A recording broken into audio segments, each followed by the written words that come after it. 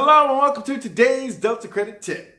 So you've been using our program, things are going fantastic, you're getting all these deletions, but all of a sudden 6 weeks later, something comes back and hits your credit report again. How did this happen? What is the procedure for this? Is it really legal? Well, stay tuned, we'll fill you in on today's Delta Credit Tip.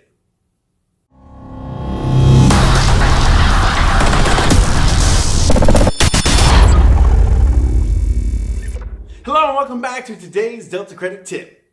So you've gone through all the trouble of getting everything deleted off your credit report, but now 6 weeks, 9 weeks, a year later, it's back on the credit report. How does this happen? How was this legal? Because they couldn't prove the debt was mine in the first place, but now it's back on my credit report? Well, there's a couple of ways that this could actually happen. And if you stay tuned to the end of the video, we're going to give you a little tip on how you can actually prevent this sort of thing from happening in your dispute process. Now, whether you're using the 609, 611, 623, whatever dispute process you're using, recognize that there is the potential for something to come back on your credit report, and there are two primary ways that this is going to happen. Now, if you find this information helpful, if you find this information useful, right, please give us a thumbs up, hit the subscribe button below, don't forget hit the bell, because every Thursday, we're going to come out with more information to help you on your credit restoration process, and you're going to want to get it right out of the gate. Okay? So again, thumbs up, subscribe, hit the bell, and stay tuned. So this item has come back on your credit report. Yeah. And like I said, there's two primary ways something can creep its way back on your credit report after you've gotten it deleted. The first has to do with the entity that's actually reporting it. Okay, if it's a debt collector that you've gotten to delete the account off the credit report, okay, the thing is debt collectors will get your account one of two ways. That debt collector has either bought the account or they have been assigned the account. So if they buy the account, they have complete ownership of the account. If they cannot prove the debt is yours and you get it deleted, that should pretty much be a done deal. But if it was assigned, okay, then that means that that debt collector is only trying to collect on that account as an assignee for a certain amount of time. Okay? Once that time has lapsed, that account goes back to the original creditor or the debt buyer that actually owns the account. Once it's gone back to either the owner or the buyer, they can then reassign that debt to a different debt collector, and now that debt collector can put that information on your credit report, and now you're right back where you started, where you're having to dispute with that debt collector. Okay? Because your dispute was with a specific entity, that debt collector, that furnisher of the information on your credit report, and now there's a new entity putting that dispute on there, you can't necessarily hold company B responsible for the dispute you did with company A. So that debt collector, that new debt collector, is going to try to reinsert themselves on your credit report. Now, if it's the same account, the same, say, original creditor, or the same debt collector, okay, that reinsertion on your credit report in type 2 of a reinsertion, well, that's a little bit different, okay? So if you get an information deleted on your credit report and the bureaus are deciding to put it back on the credit report, there is a procedure that has to be done by the bureaus before that information can be reinserted in your credit report.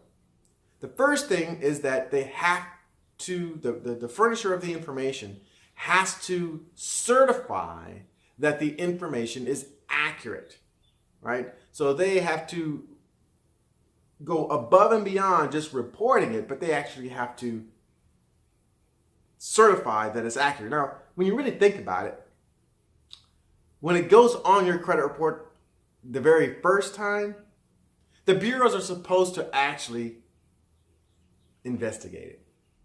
if you read the Fair Credit Reporting Act and you make a dispute, it's not an investigation that they do. They always verb it as a reinvestigation.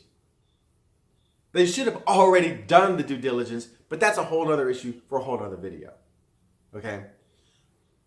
If it's reinserted on your credit report, then it's up to the furnisher to, again, certify that information to make sure that it's accurate.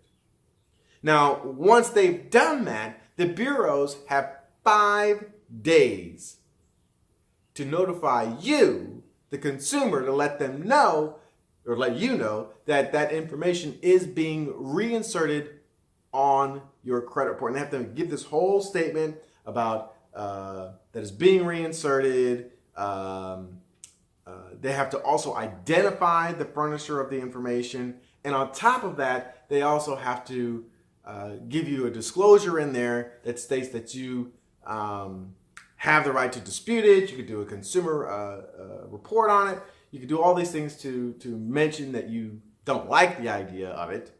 But they have to give all this out to you within 5 days. That gives you the opportunity to then go after them again and say, hey, look, show me this evidence, show me this certification of accuracy that they have given you to prove that this information should be reinserted on my credit report. Now, there is a way that you can help prevent a lot of this from happening, okay? And that is how you do your dispute. See, the thing is that when something goes on your credit report, we have to see who are the players behind the scene, okay? If there's a debt collector that's reporting something on your credit report, if that debt collector doesn't own the debt, then there are other strings that are being pulled behind the scenes, like I said.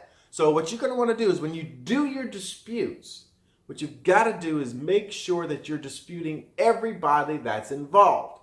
You need to dispute with the bureaus, and you send that first. Then you send the dispute to the furnisher of the information.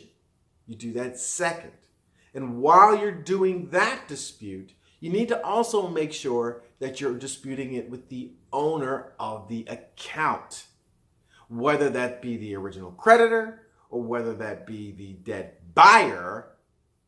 You need to make sure that they are included in that dispute, that they are made aware that a dispute is in process, so that if information is not proven, they cannot reassign it to someone else because they are not able to prove the debt.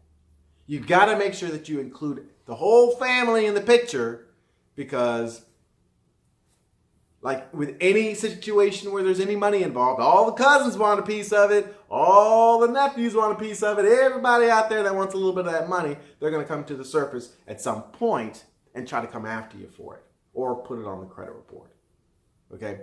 So make sure that your disputes are thorough and include all the parties involved, and that can't be reassigned and re-reported and causing you all this credit heartache. All right? So again, I hope this information helps. Again, thumbs up, subscribe, hit the bell, stay tuned in every Thursday. If you've had issues like this where something is being reinserted on your credit report, give us a comment below. Ask questions. That's what we're here for, right? Most importantly, through all this, you gotta share the information. This is why we have this channel. Hopefully it's helpful to you. And if it is, it's probably helpful to somebody else. So share, share, share, so we can all make a choice to make a change. Delta.